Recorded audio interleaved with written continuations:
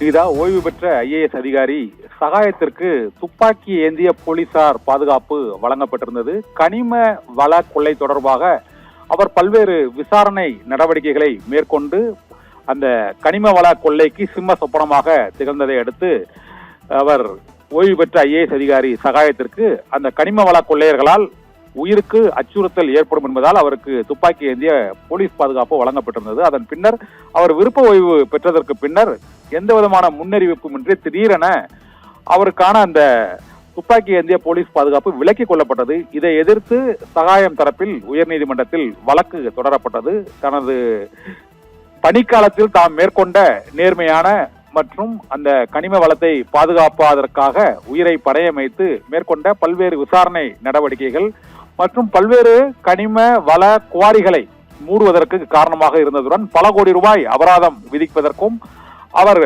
ஓய்வு பெற்ற ஐஏஎஸ் அதிகாரி சகாயம் அமைத்த விசாரணை குழுக்கள் மற்றும் அவர் நடத்திய சோதனைகள் முக்கிய காரணமாக விளங்கின. இதனால் அவர் மீது அந்த வருமானம் பாதிக்கப்பட்ட கனிம வள குவாரி உரிமையாளர்களால் அவர் உயிருக்கு பாதுகாப்பு ஏற்படும் என்பதால் தான் அந்த துப்பாக்கி ஏந்திய பாதுகாப்பு வழங்கப்படுகிறது என்றும் அந்த வழக்குகள் இப்போதும் மதுரை உயர்நீதிமன்ற கிளை மற்றும் பல்வேறு நீதிமன்றங்களில் நடைபெற்று வரக்கூடிய சூழ்நிலையில் தமக்கு அந்த பாதுகாப்பு திடீரென விலக்கிக் கொள்ளப்பட்டிருக்கிறது என்பதால் மீண்டும் அந்த பாதுகாப்பை வழங்க வேண்டும் என சகாயம் தரப்பில் கோரப்பட்டது.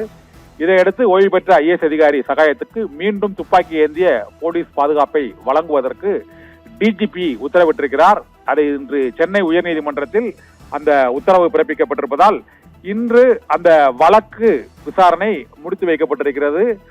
லஞ்சம் மற்றும் ஊழலுக்கு எதிராக லஞ்சம் தவிர்த்து நெஞ்சை நிமிர்த்து என்ற முழக்கங்களோடு அவர் ஊழல் மற்றும் லஞ்சத்துக்கு எதிராக ஓய்வு பெற்ற ஐஏஎஸ் அதிகாரி சகாயம் அவருடைய துறைகளில் அவர் பணிபுரிந்ததுடன் கனிம வள கொள்ளைக்கு எதிராக மிகப்பெரிய நடவடிக்கைகளை அவர் பதவிக்காலத்தில் சோதனைகள் நடத்தியதன் மூலமாகவும் கனிம வள கொள்ளைக்கு எதிராக பல்வேறு வழக்குகளை தொடர்ந்ததன் மூலமாகவும் தமிழகம் முழுவதும் இந்த கனிம வள கொள்ளை அவருடைய பதவி காலத்தில் பெருமளவு நிறுத்தப்பட்டது. இந்த சூழ்நிலையில்தான் அவருக்கு கனிம வளங்களை கொள்ளையடிக்கும் அந்த குவாரி உரிமையாளர்கள் தரப்பில் அவரது உயிருக்கு அச்சுறுத்தல் ஏற்படக்கூடும் என்று பரவலான கருத்து இருந்ததை அடுத்து காவல்துறை தரப்பில் அவருக்கு அளிக்கப்பட்ட பாதுகாப்பு அவர் விருப்ப ஓய்வு பெற்ற பின்னர் விலக்கிக் கொள்ளப்பட்டது பெரும் சர்ச்சையை ஏற்படுத்தியது. அதற்கு இப்போது நீதிமன்ற வழக்கு மூலமாக முற்றுப்புள்ளி வைக்கப்பட்டிருக்கிறது. அவர் இப்போது பதவியில் இல்லை என்றாலும் அவருடைய உயிருக்கு அச்சுறுத்தல் ஏற்பட்டிருப்பதால் மீண்டும் துப்பாக்கி ஏந்திய போலீஸ் பாதுகாப்பு வழங்க வேண்டும் என தமிழக டிஜிபிக்கு சென்னை உயர்நீதிமன்றம் உத்தரவிட்டிருக்கிறது. நிகிதா.